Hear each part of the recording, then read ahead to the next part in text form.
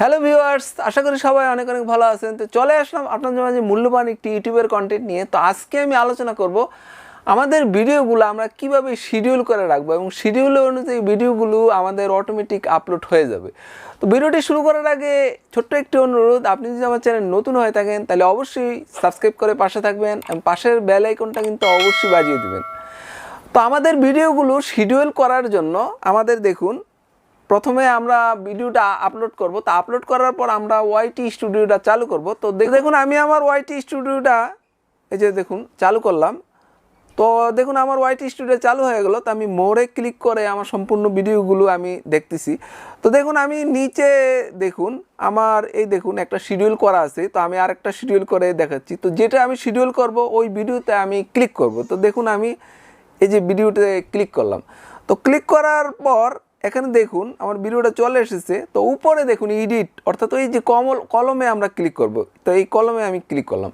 তো ক্লিক করার পর এখানে নিচের থেকে আমাদের এই যে আমার প্রাইভেট দেওয়া আছে, তো আমি প্রাইভেটে ক্লিক করলাম। তো ক্লিক করার পর এখানে চারটা অপশন চলে এসেছে। নিচে আমরা শিডিউলে ক্লিক করব। তো শিডিউলে ক্লিক করার পর আমাদের দেখুন এই যে উপরে কিন্তু মাসটা আপনি সিলেক্ট করতে পারবেন। তো এখান থেকে যদি মাস সিলেক্ট না করেন তাহলে বর্তমান মাস সিলেক্ট করাই থাকে। তো দেখুন আমি এখানে আমার এই যে 3 তারিখ আমি সিলেক্ট করে দিলাম। তো তারিখটা এখানে আমি সিলেক্ট করার পর এখন সময় সিলেক্ট করব।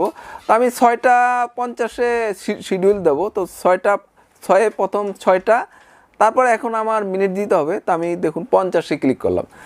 তো 50-এ ক্লিক করার পর আমি ওকে করলাম। তো 6:50-এ শিডিউল হয়ে গেল।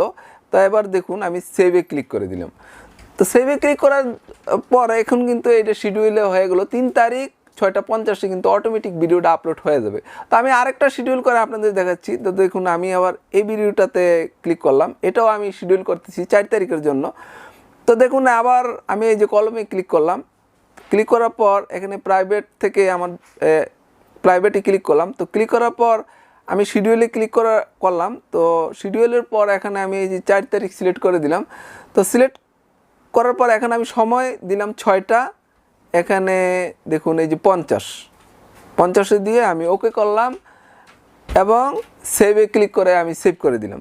তো দেখুন আমি এই যে দুইটা ভিডিও, আমি একটা 3 তারিখ 6:50-এ এবং 4 তারিখ 6:50-এ দুইটা ভিডিও কিন্তু অটোমেটিক আপলোড হয়ে যাবে। এর জন্য কিন্তু আমার আর কিন্তু এটা পাবলিশ করতে হবে না। তো ভিউয়ার্স, আপনারা যদি অনেকগুলো ভিডিও এভাবে আপলোড করে রাখেন, সেক্ষেত্রে ভিডিওগুলো যদি শিডিউল করে রাখেন তাহলে অটোমেটিক নির্দিষ্ট টাইমে কিন্তু এটা অটোমেটিক আপলোড হয়ে যাবে।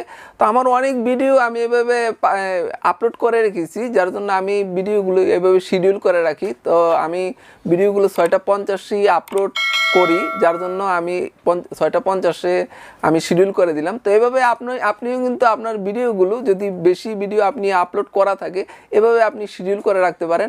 তাহলে কিন্তু আমাদের সঠিক সময়ে অটোমেটিক ভিডিওটা আপলোড হয়ে যাবে। সেক্ষেত্রে আমাদের কিন্তু ভিডিও আপলোডের জন্য আর চিন্তা করতে হবে না।